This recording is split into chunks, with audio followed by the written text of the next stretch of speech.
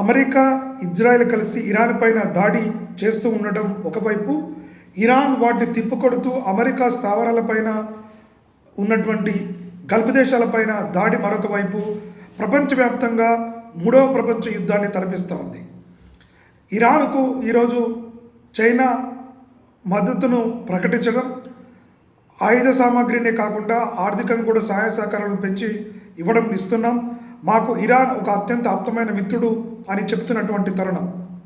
అంతేకాకుండా ఇరాన్ ఈ America, Israel దాడులను ప్రతిఘటిస్తూ హార్మోజ్ జలసంధిని మూసివేయడంతో ప్రపంచ దేశాలన్నింటిలో కూడా క్రూడ్ ఆయిల్ ఇబ్బందులు తలెత్తనున్నాయి. ముఖ్యంగా భారతదేశం లాంటి మనకు కూడా క్రూడ్ ఆయిల్ ఎక్కువగా దిగుమతి చేసుకుంటాం కాబట్టి ఈ హార్మోజ్ జలసంధి నుంచి అత్యంత ఎక్కువగా దిగుమతులు జరుగుతూ ఉంటాయి.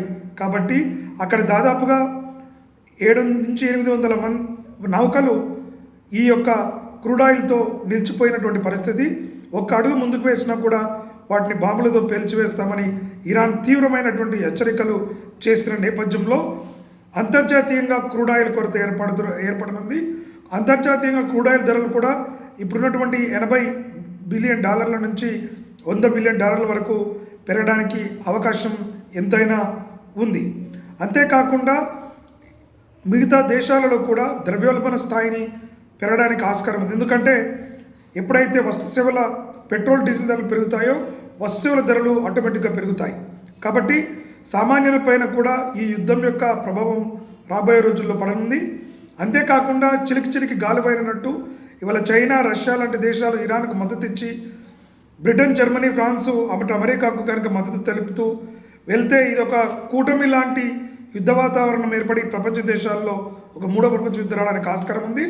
ఆశ్చర్యకరమైన విషయం ఏమిటంటే ఇంత యుద్ధ వాతావరణం జరుగుతున్నా అటు యునెస్కో కానీ యుఎన్ఓ కానీ ఎటువంటి ప్రకటనలు చేయకపోవడం, ఎటువంటి ఇనిషియేటివ్ శాంతి చర్చల కోసం తీసుకోకపోవడం అందరినీ ఆశ్చర్యానికి, విస్మయానికి గురి చేస్తూ ఉంది. ఎందుకంటే ప్రపంచ శాంతిని నెలకొల్పాల్సినటువంటి అంతర్జాతీయ సంస్థలు ఏమీ పట్టనట్టుగా లేక ఏమీ చేయలేని స్థితిలో అచేతనంగా ఉన్నట్టుగా ఈరోజు మన కళ్ళ ముందు ప్రత్యక్ష సాక్ష్యాలుగా నిలిచాయి. కాబట్టి ఇది ఈ మారణ హోమం ప్రజల ప్రాణాల నష్టానికి చేరక ముందుకే శాంతియుతమైన చర్చల ద్వారా వీటిని పరిష్కరించుకోవాల్సిన అవసరం ఉంది. ఎందుకంటే ఇరాన్ వారి అధినాయకుడిని కోల్పోవటం, తను కూడా తీవ్రంగా ప్రతిఘటిస్తూ దీనికి గుణపాఠం చెప్పాల్సిందే, దీనికి మేము ప్రతీకారం తీర్చుకుంటామని ఒకవైపు ప్రకటన చేస్తే, మరొక వైపు అమెరికా ఇంకా మేము యుద్ధం పూర్తి స్థాయిలో సన్నద్ధం చేయలేదు, ఇంకా రాబోయే రోజుల్లో చేయబోతున్నాం, ఈ యుద్ధం 3 నుంచి